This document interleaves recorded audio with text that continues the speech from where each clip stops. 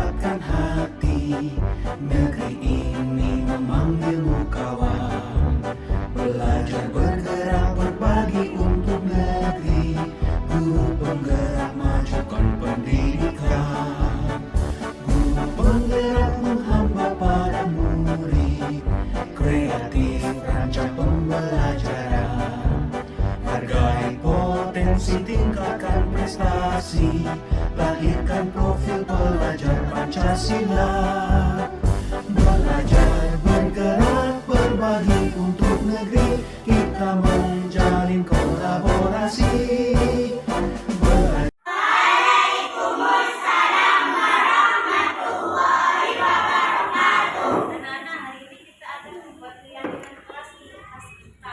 Selanjutnya, di sini guru ada dua kertas. Kertas yang kuning ini adalah kertas untuk apa? Untuk bukan. Maksudnya yang kita sepakati yang boleh kita lakukan kalian tulis di kertas kuning, yang tidak boleh kalian lakukan di kertas mana? Biru. Jadi nanti akan kita sepakati bagaimana kreativitasnya ya, buku kertasnya ya.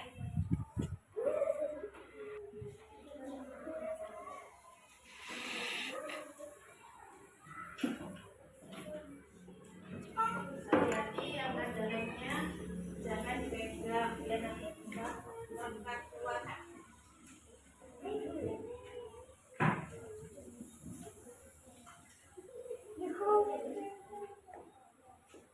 Silakan kalian tulis keyakinan kelas yang harus kalian lakukan di dalam kelas di kertas kuning.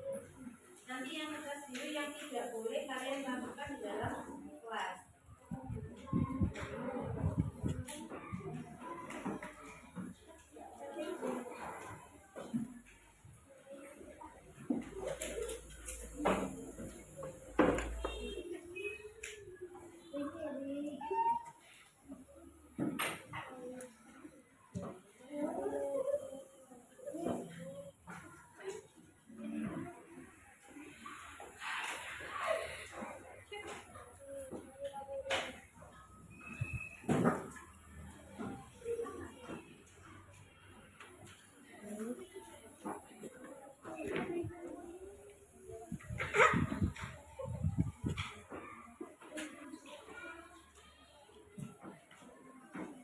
Justru yang boleh kita lakukan apa?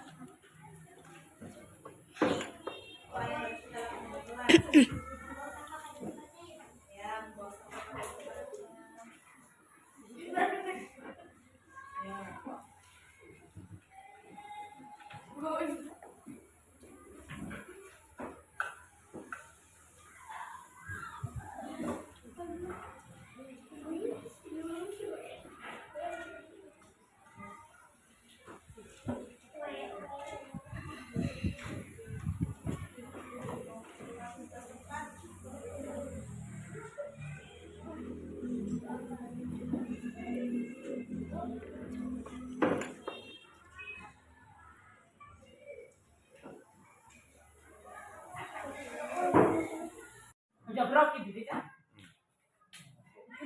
Assalamualaikum warahmatullahi wabarakatuh. Waalaikumsalam warahmatullahi wabarakatuh.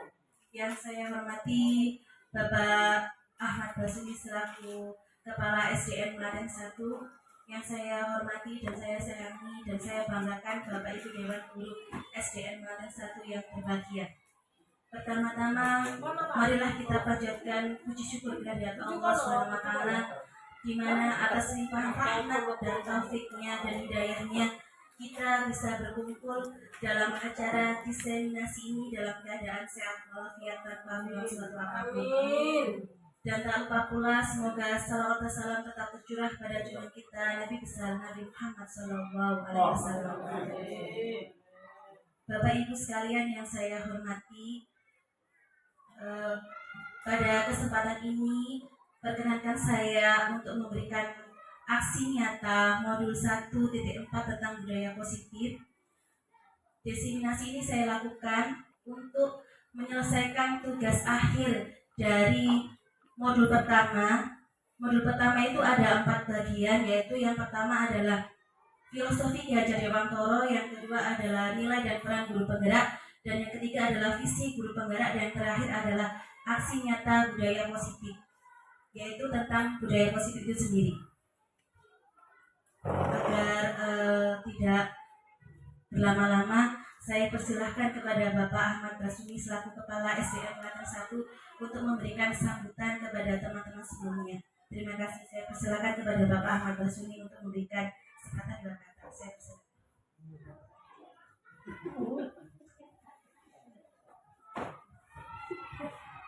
Assalamualaikum warahmatullahi wabarakatuh.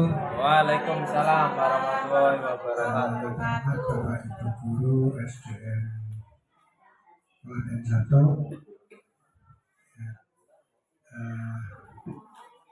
terima kasih pada siang ini ya dengan bisa mau meluangkan waktu untuk mengikuti acara diseminasi budaya positif dari ibu kita selaku guru penggerak. Harapan saya mudah-mudahan nantinya bisa berlanjut dan bisa menghasilkan yang terbaik. Dan juga harapan saya kepada guru-guru semua, ayo daftarlah, situ daftar sebagai guru penggerak. Karena kasih umum ya, Bu Erna, Pak Rudi, Pak Hasim, Pak Irpi, Buhur, ya, Pak Olili, ya si ngomong. Nantinya tidak tahu gimana perjalanan guru penggerak ke depannya. Saya takutnya nanti, ya gimana? Kalau saya dengan busur, bukas, wis nanti pensiun deh, ya. Wis pensiun, ya. Makanya yang mudah-mudahan monggo, ya. Karena apa? Itu kemarin ada apa itu bukan itu loh, yang mau calon kepala sekolah katanya ini harus mempunyai sertifikat dari guru penggerak. Dia mau betul apa enggak? Nah ini makanya monggo sing nom ya tidak apa-apa, nantinya diambil dari guru P3K kepala sekolah. Kalau memang itu sudah tuntutan, ya wis tidak bisa menolak kita karena aturan dari atas. Ya, jadi ayo sing nom ini ya wajib ikut. Ya, jadi bergerak dok, jadi nak menang dok ya, bergerak dok. Ya, ini jadi ayo sing nom ya. Pak Rudi, saya umur berapa Pak Rudi? Wah, sampai 45. Ya. Nah ini nanti berikutan kepala sekolah, kalau tidak 23, 24. Kalau bisa ikuti, 3J-nya sudah ada, MM-nya nututi. MM ngobrol. MPJ ya. Ya kok tak calon nek panjang nututi umure. Cok khawatir. Ya. Ini. Karena apa? Tahun 23 ini 2 yang pensiun. 24 itu yang pensiun 5 kepala sekolah. Jadi 24 itu sudah kekurangan kepala sekolah 7. Nih 25 saya nanti. Untuk pelatihan tidak harus ya kenapa? Ini ya mudah-mudahan nantinya kita ya dibagikan kepada teman-teman ya seperti kabel dari guru penggerak. Nah, ya. Mungkin itu saja enggak teman-teman, nanti tak sambung lagi marinya kita rapat ya. Terima kasih. Assalamualaikum warahmatullahi wabarakatuh. Waalaikumsalam warahmatullahi wabarakatuh.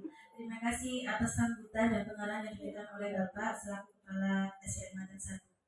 Bapak Ibu sekalian, saya mulai ya untuk designasi hari ini ya.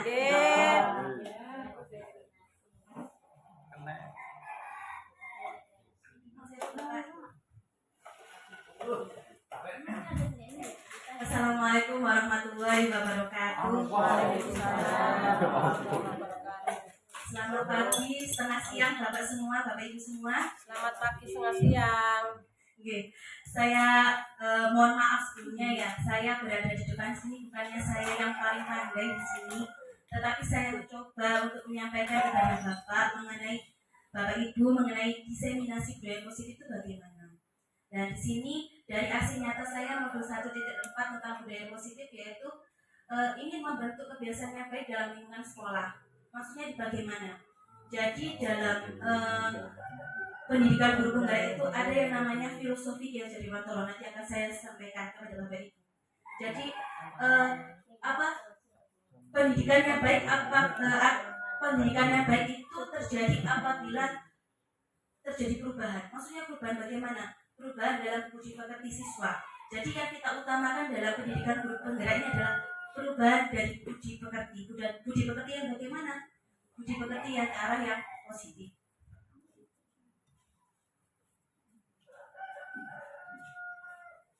Yang kedua, saya ucapkan terima kasih pada Bapak Ibu guru hebat yang ada di sini. Mari kita saling bekerja sama, berinovasi dan berkolaborasi untuk menciptakan budaya positif di sekolah kita tercinta. Kalau berbicara tentang budaya positif, di sini kita sudah banyak sekali melakukan budaya positif.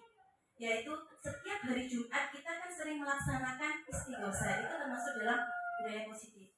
Juga pada setiap hari Selasa sampai Sabtu juga Bapak Ibu guru sekalian juga sudah melaksanakan yang namanya senam bersama. Itu juga merupakan budaya positif. Lalu bagaimana budaya positif yang Bapak Ibu lakukan di kelas masing-masing? Apakah Bapak Ibu guru sudah melakukan budaya positif di kelas masing-masing? Kalau di sekolah pasti saya yakin kita semua sudah melaksanakan yang namanya istighosa dan senam pagi bersama, itu merupakan budaya positif yang kita lakukan di sekolah. Tapi apakah di kelas kita sudah melakukan budaya positif? Silakan Bapak Ibu jawab sendiri dalam hatinya masing-masing ya.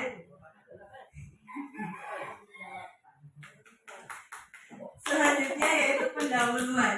Pendahuluan di sini tujuan saya melakukan diseminasi ini yaitu ingin menyampaikan hasil pemahaman dan penerapan budaya positif saya.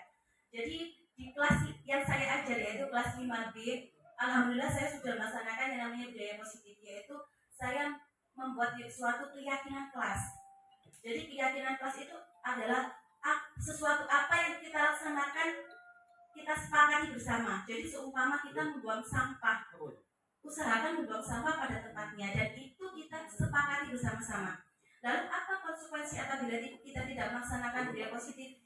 Nah itu nanti Bapak Ibu sendiri yang bisa istilahnya membuat kesepakatan dengan siswa-siswanya di kelas masing-masing ya.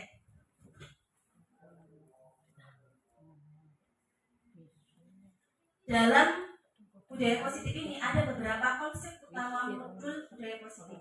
Yang pertama yaitu pembelajaran dengan paradigma baru. Yang kedua ada disiplin positif dan nilai-nilai kebijakan, motivasi perilaku manusia, hukuman, penghargaan dan restitusi, keyakinan kelas, kebutuhan dasar manusia, 5 posisi kontrol, dan yang terakhir adalah segitiga restitusi. Kalau seumpama kita belajar tentang istilahnya budaya positif, pasti Bapak Ibu di pikirannya sudah, oh ini yang namanya budaya positif, ini yang namanya bukan budaya positif, pasti sudah punya pemikiran masing-masing. Tapi sebelum saya menerangkan tentang konsep utama modul budaya positif ini yang ada 8 komponen itu, saya akan mengajak Bapak Ibu untuk mengenal yang namanya filosofi Ki Hajar Dewantoro. Sekilas tentang Bapak pendidikan kita yaitu Bapak Ki Hajar Dewantoro. Ini filsafatnya sangat, kalau saya ya, merasuk ke dalam jiwa. Maksudnya merasuk ke dalam jiwa bagaimana? Bapak Ki Hajar Dewantoro ini terkenal dengan semboyannya yaitu trilogi pendidikan. Apa sih trilogi pendidikan? Bapak Ibu semua pasti sudah tahu yang namanya trilogi pendidikan. Ing ngarso sung tulodo, ing madya manungkaso, tuturi handaya. Kalau seumpama kita tidak usah lihat pengertiannya sudah, kan Bapak Ibu semua di sini orang Jawa, mungkin yang Madura mungkin beberapa saja ya. Tapi kalau menurut saya semuanya sudah paham apa sih ing ngarso sung tulodo. Jadi kita di depan itu sebagai contoh. Terus untuk ikmat jomangun karso di tengah-tengah kita sebagai motivasi, memberikan motivasi semangat. Untuk yang terakhir adalah tuturi hadayani, memberikan dorongan kepada siswa kita. Kepada siapa? Kepada siswa kita, menjadikan contoh bagi siapa? Bagi peserta didik kita. Jadi kan kita namanya guru ya Bapak Ibu ya. Guru kalau tidak ada siswanya bukan guru namanya. Iya apa betul? Ya. Ya, jadi kalau seumpama guru tidak ada siswanya itu bukan guru namanya, sendirian. Ya, jadi yang namanya ingarso sung tulodo ing madya mangunkarso keburian dari yani adalah bahwa kita sebagai seorang guru harus bisa berada di depan, di tengah, dan di belakang. Maksudnya di depan, di tengah, dan di belakang apa maksudnya? Berarti kita harus bisa memberikan motivasi. Contoh, namanya saja guru, digugu lan ditiru, itu ada di bahasa Jawa yang camboran itu, di kelas 5 ada pelajaran itu, digugu lan ditiru. Berarti kita sebagai guru harus bisa menjadi penggugu dan peniru. Dari siapa dulu? Bukan siswa dulu yang melakukan, tetapi dari diri kita sendiri. Jadi setiap Bapak Ibu ya, dari setiap saya masuk ke modul, jadi di modul 1 itu ada modul 1.1, 1.2, 1.3, dan yang terakhir 1.4, itu pasti ada memulai dari diri. Jadi Bapak Ibu itu harus memulai dari diri sendiri dulu, baru Bapak Ibu bisa memulai ke siswanya. Kalau Bapak Ibu tidak bisa memulai dari diri sendiri, tidak bisa. Jadi kalau semua kita ingin memberikan disiplin positif ke siswa kita, berarti kita harus memberi contoh dulu. Dari siapa? Dari diri kita sendiri. Tidak bisa kalau seumpama kita ingin siswa kita disiplin terus kita tidak memberikan disiplin positif, tidak bisa. Jadi di sini Bapak Ki Hajar Dewantoro itu dalam trilogi pendidikannya Ingarso Sung Tulodo ing Madya Manungkarso Tuturi Handayani itu memiliki pengertian bahwa seorang pendidik harus bisa menjadi contoh dan teladan bagi siswanya, menjadi penyemangat dan pengarah serta selalu memberi motivasi dan dorongan kepada siswanya. Dilihat dari hal tersebut berarti seorang guru harus bisa berada pada posisi manapun. Jadi posisi di depan, di tengah, di belakang itu harus bisa. Selain itu, kemarin saya mencuplik sedikit dari Bapak Dirjen GTK Kemendikbud, yaitu Bapak Dr. Iwan Syahril.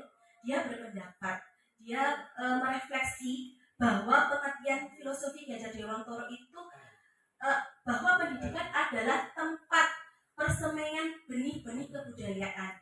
Jadi siswa kita itu adalah sebenarnya membawa budaya dari rumah mereka masing-masing, dan sekolah adalah tempat persemaiannya.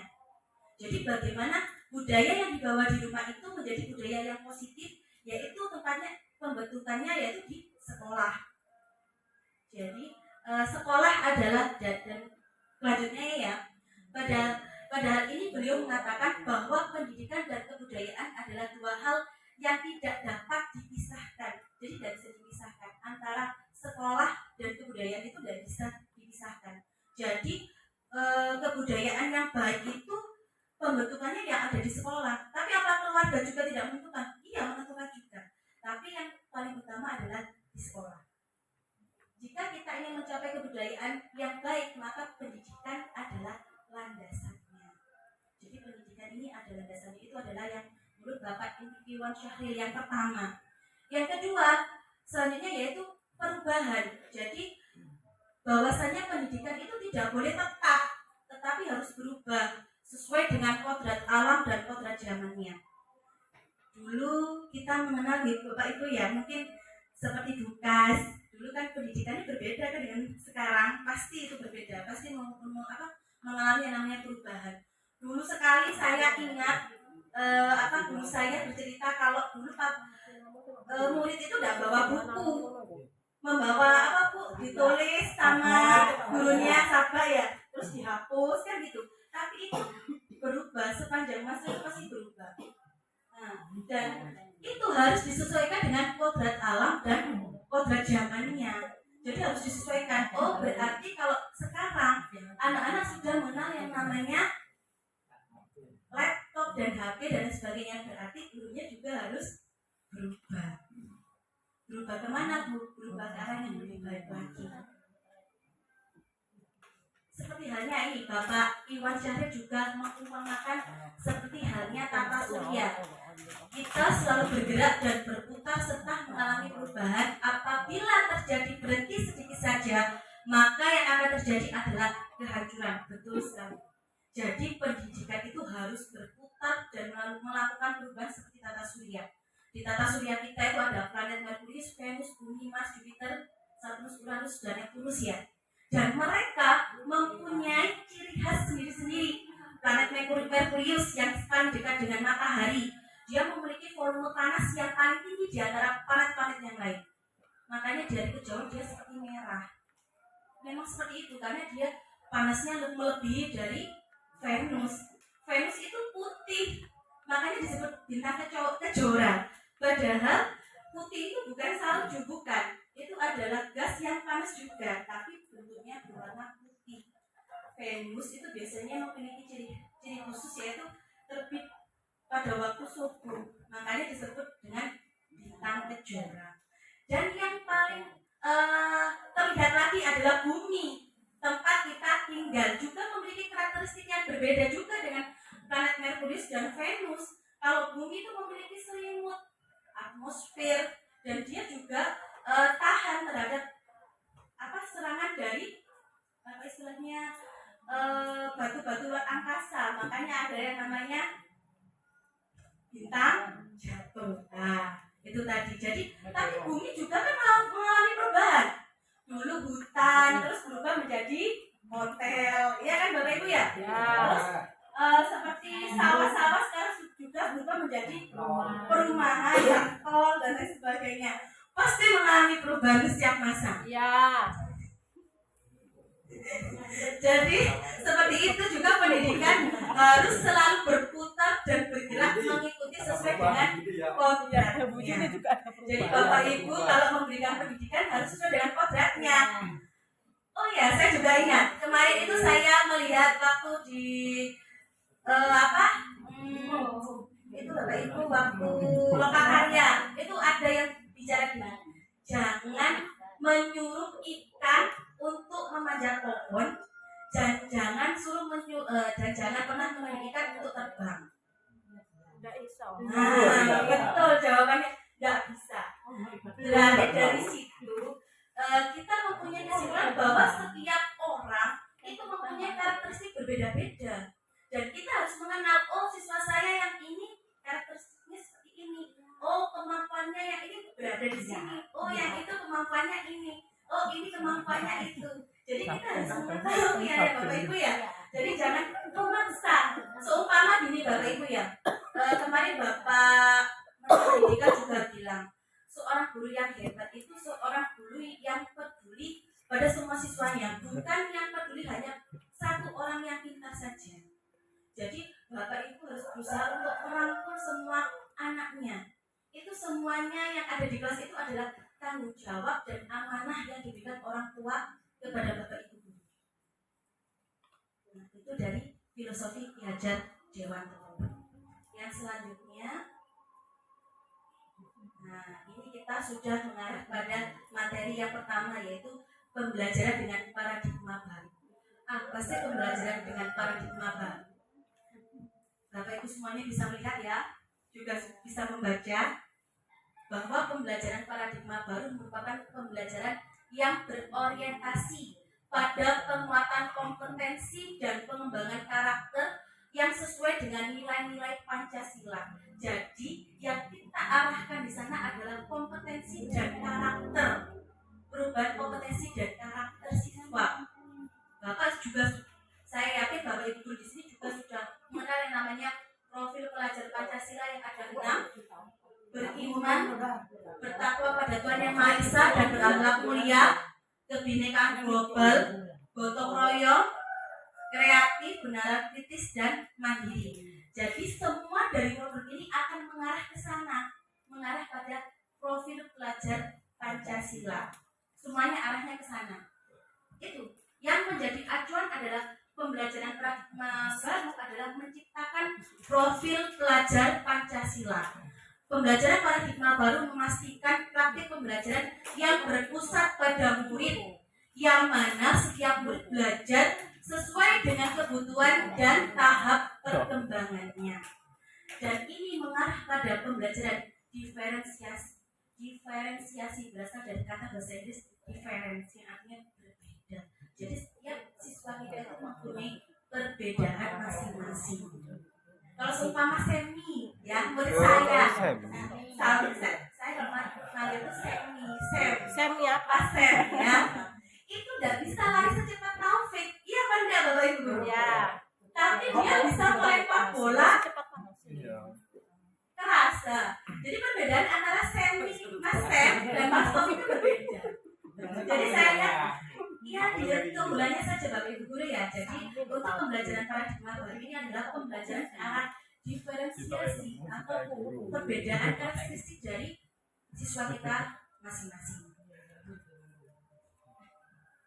Selanjutnya yaitu untuk yang kedua, disiplin positif. Kalau kita berkata atau berbicara tentang disiplin, pengertian seperti apa yang tersirat dalam pemikiran Bapak Ibu semuanya? Ya, apa? Mungkin Pak Hasim? Apa Pak Hasim? Nah, yang mau kasih. Tersiratnya apa? Yang sirat tadi baju itu. Sirat baju. Jadi disiplin di sini diartikan sikap patuh dan tertib terhadap berbagai hal. Jadi disiplin itu adalah sikap patuh dan tertib pada berbagai hal. Saya kemarin menemukan istilah dipaksa dulu agar terbiasa. Oh iya dipaksa dulu Nah, biasa. apakah istilah ini nanti cocok dengan yang namanya profil pelajar Pancasila Bapak Ibu? Cocok tak Melvin? Betul? Cocok tak nek Nanti dipaksa Bapak di sini? Ibu akan tahu itu cocok apa tidaknya kalau kita sudah selesai dari diseminasi ini. Jadi nanti Bapak tahu sendiri. Jadi disiplin positif itu adalah proses pembelajaran. Disiplin positif merupakan pendekatan mendidik anak untuk melakukan kontrol diri dan pembentukan kepercayaan diri. Disiplin berbeda sama sekali dengan hukuman. Meskipun disiplin sering sekali diterapkan dengan menggunakan teknik hukuman. Jadi Bapak Ibu, intinya disiplin positif dalam pendidikan guru penggerak itu bukan disiplin yang menekan, tapi disiplin yang bagaimana, disiplin yang positif. Dan itu nanti akan kita temukan jawabannya pada materi selanjutnya. Tetapi sebelum saya teruskan ke materi selanjutnya, disiplin positif ini arahnya kemana? Arahnya adalah tujuannya adalah terciptanya nilai-nilai kebijakan universal yang meliputi keadilan, tanggung jawab, kejujuran, bersyukur, lurus hati, berprinsip, integritas, kasih sayang, rajin, komitmen, percaya diri, kesabaran, dan masih banyak sekali. Jadi disiplin positif ini arahnya adalah membentuk sikap siswa, intinya seperti itu. Jadi nilai-nilai kebijakan universal itu adalah istilahnya itu menciptakan sikap yang baik itu bagaimana. Itu intinya dari disiplin positif.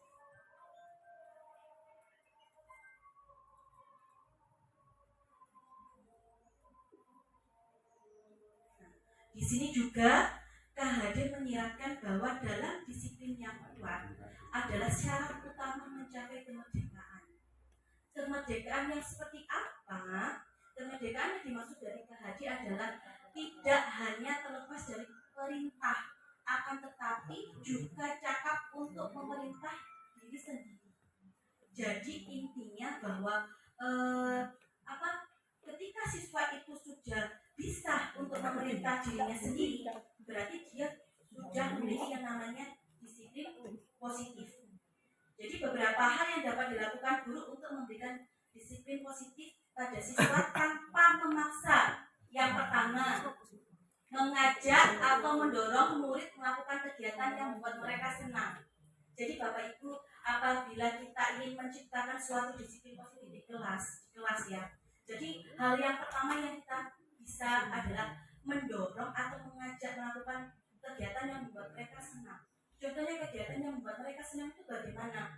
Mungkin kita memberikan yang namanya dongeng, cerita, ya. Dongeng dan cerita itu bisa berasal dari hewan atau dari pengalaman diri kita sendiri. Jadi banyak sekali hal yang bisa kita lakukan. Terus yang kedua adalah membantu murid untuk menemukan inspirasinya. Maksudnya membantu murid untuk menemukan inspirasinya itu bagaimana? Jadi kita seumpama di dalam kelas ya, kita memberikan tugas pada siswa.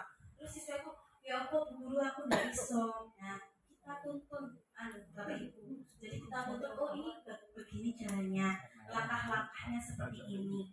Oh jangan langsung ini, konten kon goblok. Gak senang. Tak dorong ngene kok meneh, Bu. Ngomong tok lah. Nah, itu nanti ada materinya Bapak Ibu di sini aku.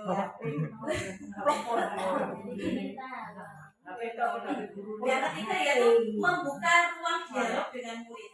Jadi kita juga sebagai teman curhat Bapak Ibu. Jadi jangan enggan untuk menjadi teman dekat siswa kita.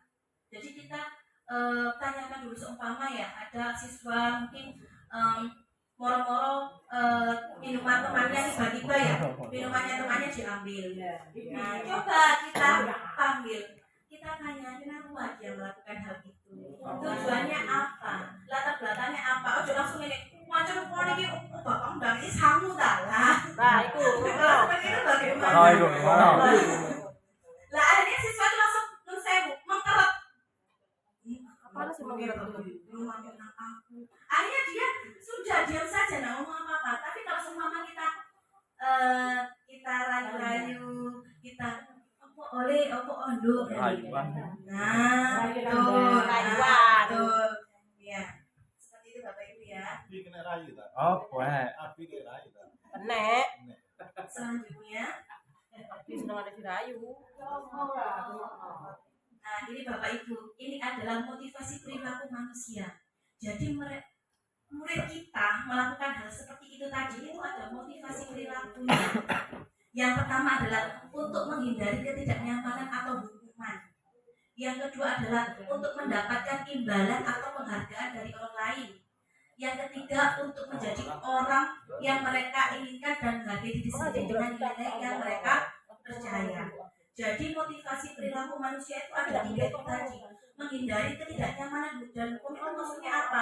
Mungkin mereka melakukan hal itu untuk menghindari luwene, hause dan lain sebagainya kan iya. Terus yang kedua untuk mendapatkan imbalan dan penghargaan dari orang lain.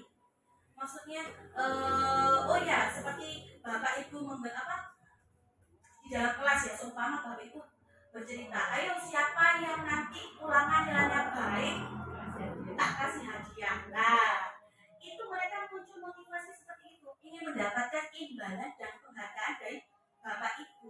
Sebenarnya kalau kita lihat dari CGD atau pendidikan guru penggerak tidak seperti itu.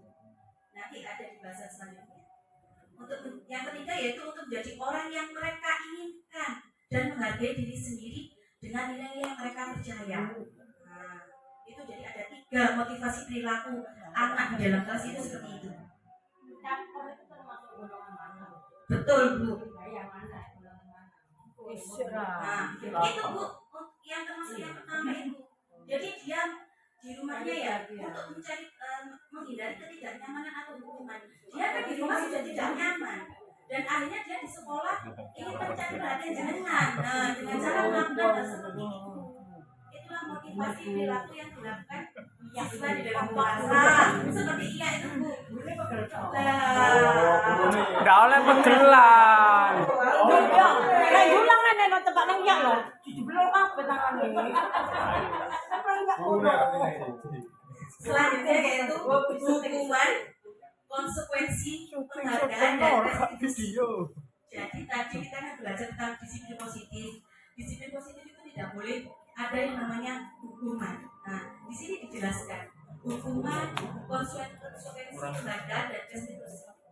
Hukuman itu apa efeknya untuk siswa? Yang pertama, sesuatu menyakitkan harus terjadi. Menyakitkan loh ya hukuman itu. Tidak nyaman untuk murid untuk jangka waktu yang panjang. Nah, dan murid tersakiti. Jadi efek dari hukuman itu ada tiga itu tadi Bapak Ibu. Dia akan merasa tersakiti dan terasa terhina. Nah, dendam pastinya ya. Betul sekali. Kalau untuk konsekuensi bagaimana? Sesuatu harus terjadi tidak nyaman untuk murid pada jangka waktu yang pendek dan murid dibuat tidak nyaman. Konsekuensi juga masih mempunyai efek negatif. Ya. Terus apa yang mempunyai efek positif untuk siswa kita? Yaitu adalah restitusi. Jadi nanti kita di sini akan mengenal yang namanya restitusi. Restitusi merupakan pilihan menguatkan murid dalam jangka waktu panjang.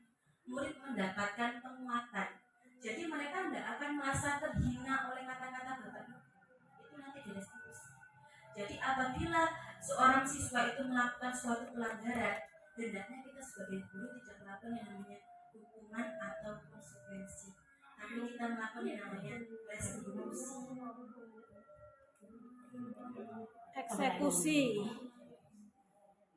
Nah, ini ada istilah lagi, dihukum oleh penghargaan. Nah, di sini bukannya Bapak Ibu saja, mungkin saya juga termasuk. Sebelum saya pendidikan guru penggerak mungkin saya juga termasuk orang yang melakukan dihukum oleh penghargaan. Di sini diceritakan Ibu Anas adalah guru kelas 2. Ngapunten Bu Sol. Mendapatkan masalah, murid-muridnya tidak bisa tertib berdiri rapi di depan kelas dan selalu berebutan masuk ke dalam kelas setelah jam istirahat usai. Ini tentunya sangat mengganggu proses pembelajaran di mana kelas tidak dapat memulai tepat waktu karena Ibu Anas menenangkan murid-muridnya untuk waktu cukup lama. Jadi gerombol kata loh Bapak Ibu, tidak karu-karuan kalau masuk kelas dalam kelas. Akhirnya Bu Anas berpikir cepat dan mengandalkan stiker bintang. Setiap murid-muridnya akan masuk kelas usai jam istirahat. Bu Anas akan mengiming-imingi murid-muridnya dengan stiker bintang.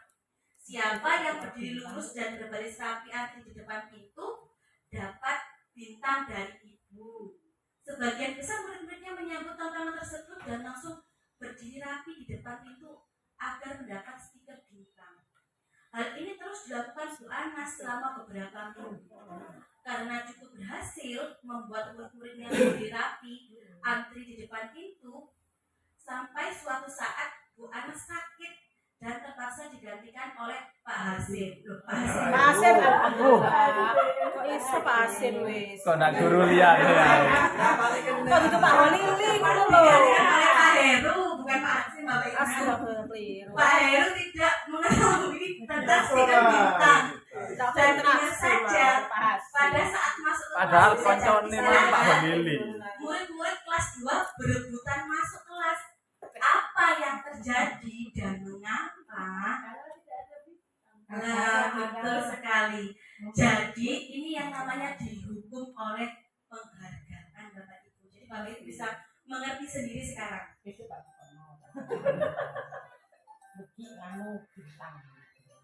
Selanjutnya, kesimpulan penghargaan dan hukuman itu tadi, menurut Alfikon dalam buku Tanis by Reward, maksudnya hukuman hukuman oleh penghargaan. Hukum oleh penghargaan. Baik penghargaan maupun hukuman adalah cara-cara mengontrol perilaku seseorang yang menghancurkan potensi untuk pembelajaran yang sesungguhnya. Menurut Kon, secara ideal tindakan belajar itu sendiri adalah penghargaan sesungguhnya. Jadi intinya Kon itu mengatakan bahwa penghargaan itu sebenarnya adalah hukuman, bukan tambah menambah siswa untuk mengarah ke arah baik, tapi menambah siswa ke arah yang lebih buruk. Menurut Kon, memberikan penghargaan sama nilainya dengan menghukum seseorang. Jadi Kon menghukum. Jadi tidak ada artinya penghargaan itu tadi untuk siswa-siswanya Bu Anas itu tadi. Nah, itu Bapak Ibu, di bawah itu ada tulisan motivasi dalam diri atau intrinsik. Jadi Bapak Ibu semuanya yang ada di sini, intinya kita memberikan penghargaan itu sebenarnya adalah merusak motivasi yang ada dalam diri siswa. Jadi bagaimana cara kita untuk memberikan biar siswa kita berubah ke arah yang lebih baik, bukan penghargaan, tetapi apa? Motivasi. Jadi kita adalah menumbuhkan motivasi dalam diri siswa itu. Jadi siswa itu harus tahu gini, oh aku tidak sembahyang berarti aku dosa. Oh aku kalau tidak masuk berarti saya yang rugi. Jadi menumbuhkan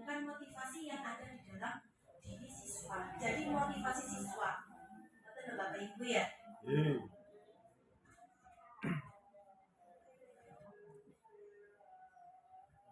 Nah, ini yang namanya restitusi. Saya kasih love karena ini istilahnya itu pemecahan yang baik yang diberikan oleh guru. Restitusi adalah proses menciptakan kondisi bagi murid untuk memperbaiki kesalahan mereka sehingga mereka bisa kembali pada kelompok mereka dan dengan karakter yang lebih kuat. Itu menurut Gosen. Kalau restitusi menurut Carl Gosen, restitusi juga adalah proses kolaboratif yang mengajarkan murid untuk mencari solusi untuk masalah dan membantu murid berpikir tentang orang yang seperti apa yang mereka inginkan dan bagaimana mereka harus memperlakukan orang lain. Jadi seumpama tadi kemarin saya waktu tugas di modul 1.3 itu disuruh untuk membuat yang namanya restitusi. Kebetulan saya mengambil untuk contohnya dengan siswa saya kelas 5 tidak memakai atribut sekolah. Jadi yang kita lakukan apa? Yang pertama adalah kita melakukan restitusi kepada mereka. Alasannya kenapa mereka tidak memakai atribut? Terus apakah dengan tidak memakai atribut itu melanggar keyakinan kelas kita? Kita tanyakan kepada mereka. Dan apa yang harus mereka lakukan setelah hari ini? Jadi kita tidak memberikan hukuman Bapak Ibu. Jadi kita memberikan penguatan. Dikuatno. Awakmu melakukan ini salah atau benar? Terus kamu melakukan hal ini apa alasannya? Dan ketika kamu sudah melakukan kesalahan itu, apa perbaikan yang kamu lakukan di masa yang akan datang? Selanjutnya, restitusi membantu murid lebih memiliki tujuan, disiplin positif, dan memulihkan dirinya setelah berbuat salah. Tujuannya bukanlah untuk menyenangkan orang lain, tetapi untuk menjadi orang yang menghargai nilai-nilai kebajikan. Melalui pendekatan restitusi, guru akan menanggapi dan mengajak murid untuk merefleksi tentang apa yang dapat mereka lakukan untuk memperbaiki kesalahannya, sehingga mereka menjadi pribadi yang lebih baik dan dapat menghargai dirinya. Jadi setelah kita melakukan restitusi dengan siswa kita, berarti dia, berarti guru itu menghargai saya, guru itu ingin saya seperti ini. Jadi mereka tahu penguatan yang ada di dalam dirinya untuk kemudian hari. Itu untuk anak yang sadar ya. Ya. Sekarang kalau anak Sadar turun, Bang. Itu Nggak sadar. Itu tadi ya, ngabutan. Ya itu tadi kita berbicara dari hati ke hati. Kita ajak duduk bersama, duduk bareng, lihat bulan-bulan, lihat bintang-bintang, lihat bunga bermekaran. Nah, itu kan akan menyenangkan ke hati, langsung seru gitu. Sing ser ngene lho.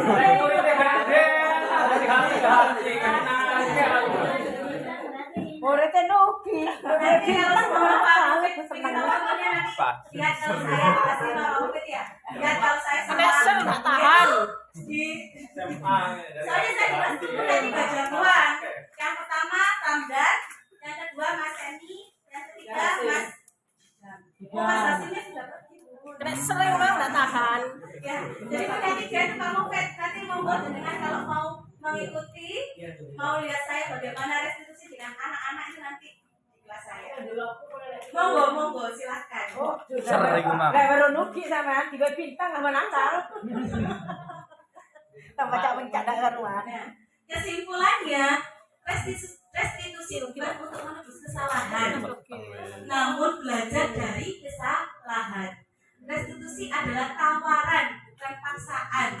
Restitusi menuntut untuk melihat ke dalam diri. Restitusi fokus pada karakter, bukan tindakan. Restitusi itu menguatkan. Restitusi mencari kebutuhan dasar yang mendasari tindakan. Jadi nanti ada loh Bu, Bapak Ibu ya, aku tak nyolong duit konco, itu dia di dalam dirinya itu mempunyai istilahnya kebutuhan dasar. Jadi dia di rumahnya itu kebutuhan dasar akan rasa sayang dari orang tua itu tidak ada. Contohnya Ramdan ya Bu ya. Jadi Ramdan itu, kalau sayang itu non sewu, waktu saya pertama kali presentasi di modul 1.1 itu saya di depan fasilitator saya itu nangis. Kenapa? Karena saya tuh lihat Ramdan itu dari atas sampai ke bawah itu amburadul. Jujur itu Bapak Ibu. Saya lihat cerita-cerita dari temannya, dari sering dikepui dari bapak itu di dalam hati saya tuh rasanya ya opo no. Nah, saya ibaratkan anak saya sendiri sudah jadi restitusi di sini itu adalah fokus pada karakter bukan tindakan. Restitusi itu menguatkan, restitusi itu mencari kebutuhan dasar yang mendasari tindakan. Sampai fasilitator saya itu tanya, kenapa Bu Dita itu menangis? Karena saya Pak hadir secara utuh di dalam kelas saya. Jadi semua siswa saya berjumlah 22 itu saya anggap sebagai anak saya sendiri. Akhirnya aku bilang, oh ya betul-betul. Katanya PP saya, bagus begitu bagus. Memang seperti itu. Saya tampilkan semuanya masalah yang ada di dalam kelas saya itu saya tampilkan ke Bapak fasilitator itu. Jadi Bapak fasilitator itu pasti tahu seperti ini. Akhirnya Bu PP itu bilang, apa yang membuat kamu seperti itu Bu Dita? Tidak ada ibunya ke luar negeri. Mulai dia TK sampai sekarang. Dan enggak Bu, enggak boleh PK. Kan ada anak adiknya. Iya, betul ya. Itu adalah informasi dari teman-temannya Bu. Yang selanjutnya yaitu restitusi diri adalah cara yang paling baik. Fokus pada solusi. Restitusi mengembalikan murid yang berbuat salah pada kelompoknya. Jadi kita tidak dewek nonton saya ke Bapak Ibu ya. Kemarin itu waktu lokatornya itu ada yang tanya, Bu, kalau seumpama ada yang tidak memakai atribut terus ditaruh di kantor itu apakah betul? Terus teman-teman jawab, yo salah. Nah, berarti saya langsung di sekolahanku kok yang murid pisan. Nah, jadi ini Bapak Ibu restitusi solusinya. Jadi kita tanyakan kenapa dia tidak memakai atribut? Alasannya apa? Terus penguatan kita kepada siswa itu bagaimana? Nah, betul. Jadi seumpama tidak pakai sepatu hitam terus disuruh cekeran, itu juga termasuk hukuman. Itu nggak boleh dalam pendidikan untuk pembelajaran Bapak Ibu. Nggak boleh. Selanjutnya itu tadi ya restitusi. Nanti ada yang lebih asik lagi di belakang. Nah, ini Bapak Ibu keyakinan kelas. Apakah Bapak Ibu semua di sini sudah membuat keyakinan kelas? Oh, pintar. Untuk guru kelas 4 tepuk tangan. Wah. Terima kasih Bu Sul. Nah, keyakinan kelas itu yang bagaimana? Keyakinan kelas adalah kesepakatan bersama tentang nilai-nilai kebijakan yang harus dilakukan dan tidak boleh dilakukan. Di sisi lain murid harus memahami arti sesungguhnya tentang peraturan-peraturan yang diberikan. Apa nilai-nilai kebajikan di balik peraturan tersebut dan apa tujuan utamanya. Jadi kita membuat keyakinan kelas itu bukan semata-mata iki tutup guru kelas anak bukan Bapak Ibu. Jadi ayo anak-anak kita membuat keyakinan kelas bersama-sama. Kita sepakati ya. Nanti kalau seumpama kalian apa yang harus kalian laksanakan di kelas dan apa yang tidak boleh kalian laksanakan di dalam kelas. Dan itu kita sepakati secara bersama-sama. Dan tujuan dari keyakinan kelas itu siswa harus tahu, oh, membuang sampah pada tempatnya tujuannya apa? Menjaga kebersihan, melaksanakan doa bersama, membaca Yasin bersama. Apa tujuannya? Menebalkan rasa iman dan ketakwaan. Semuanya nanti akan mengarah pada yang namanya profil pelajar Pancasila.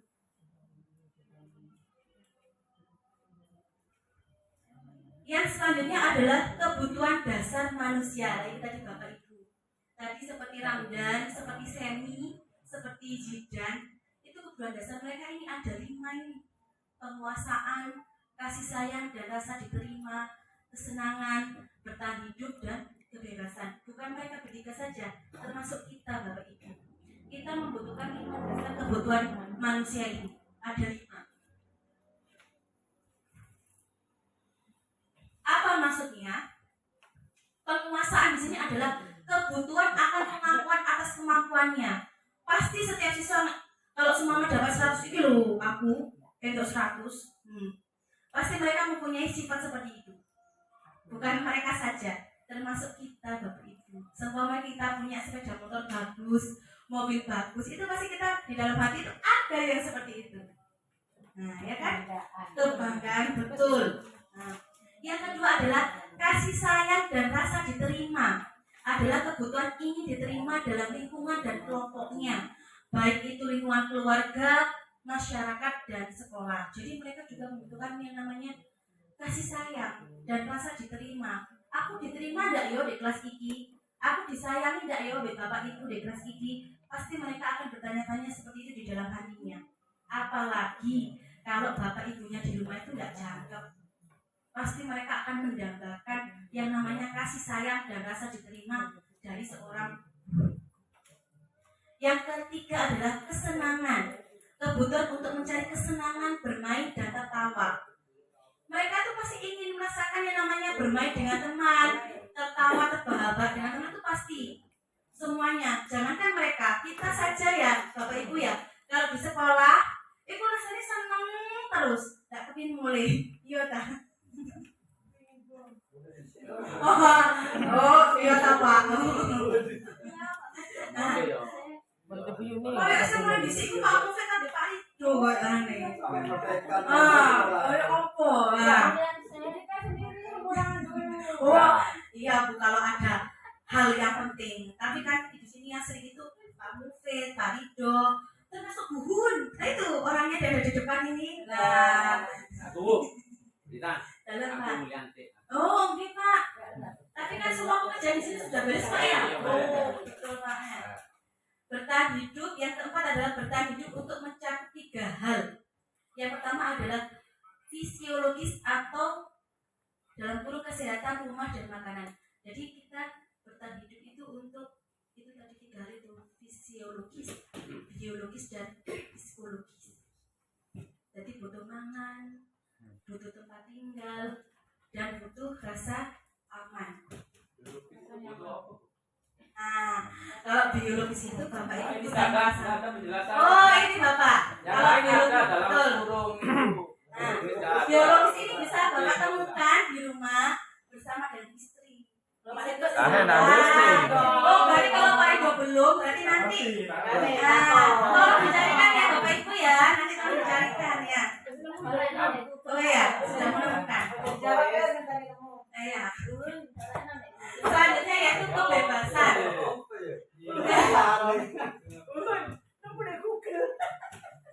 Aplikasi. Kebebasan ya Bapak Ibu. Yang kelima, yang terakhir adalah kebutuhan akan pilihan untuk mencoba hal lain. Jadi anak-anak itu terkadang itu seumpama gini, siap aku tak jajal guru lek semua aku dah ke sepatu kira-kira kamu enggak yo. Nah, mereka itu akan mencoba hal-hal yang seperti itu Bapak Ibu. Karena sesuai dengan usianya, kebebasan itu mereka lakukan untuk mencari perhatian dari Bapak Ibu semuanya. Nah, ini yang saya katakan nanti. Nah, ini ada yang namanya 5 posisi kontrol. Nah, Salah. di mana? Aja sampai salah. Kontrol. Jangan salah Bapak Ibu. 5 posisi kontrol. Nah, itu kontrol. 5 posisi bukan. Jangan keliru. Maksudnya 5 posisi kontrol ini apa sih? 5 posisi kontrol adalah di manakah kita letak kita sekarang? Apakah pada posisi penghukum? Apakah pada posisi pembuat rasa bersalah? Apakah sebagai teman? Apakah sebagai pemantau? Dan apakah kita sudah baik menjadi seorang manajer? Nah, kalau Bapak semuanya pengen, pasti tujuan kita ke arahnya manajer.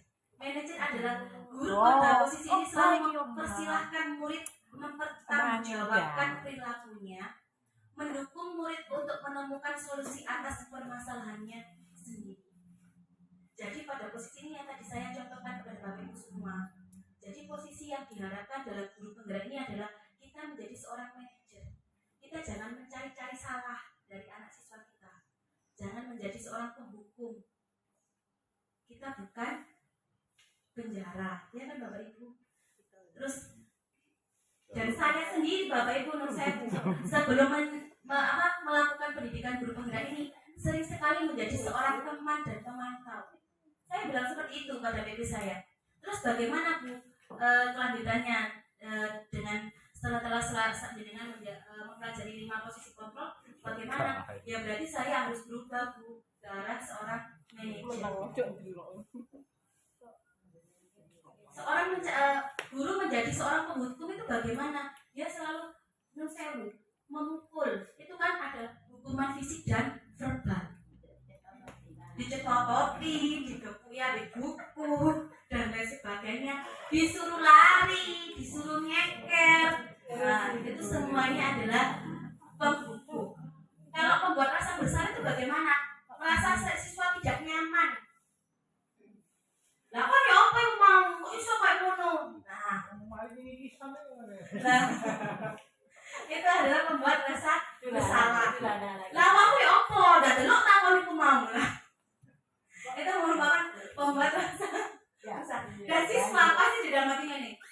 Aku kok salahnya. Salah. Nah, kan gitu. Nah, betul loh Pak Ibu. Dan tapi setelah dikatanya, apa?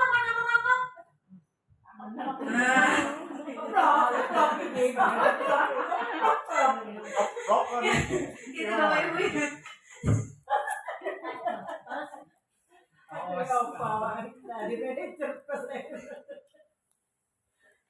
Nah ini ya segitiga restitusi. Nah kelihatan ya Bapak Ibu ya. Iya, saya waktu kemarin duduknya kurang jelas apa.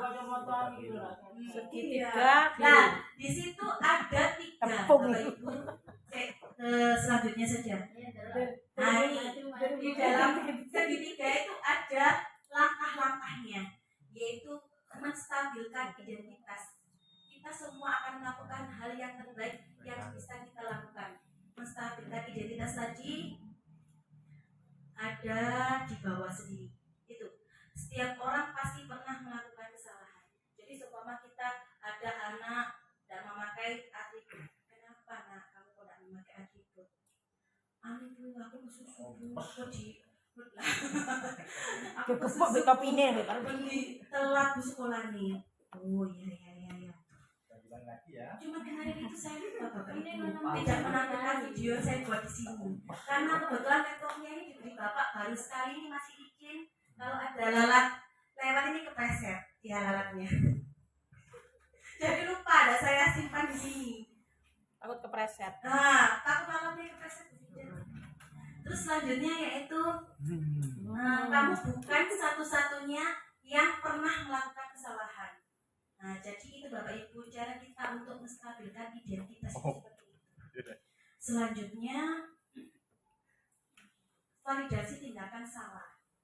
Semua perilaku itu pasti mempunyai alasan. Nah, jadi cuma moro anak siswa aku ini apa sih?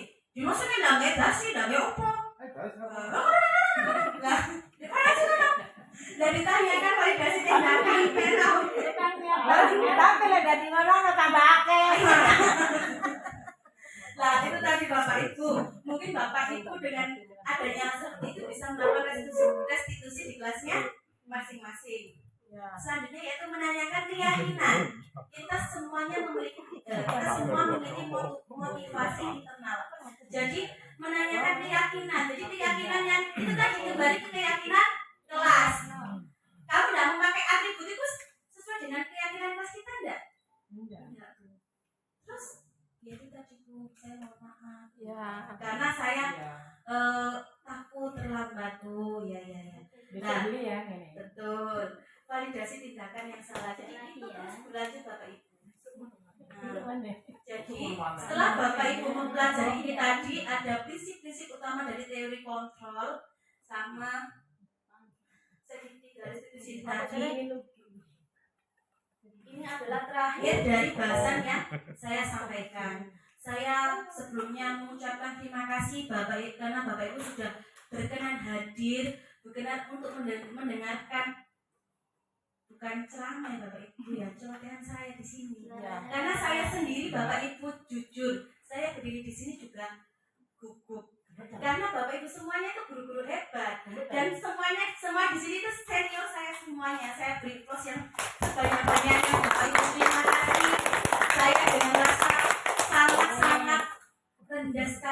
mengucapkan Itu kayak terima murid, kasih yang ya. sebanyak-banyaknya karena Bapak Ibu telah berkenan hadir.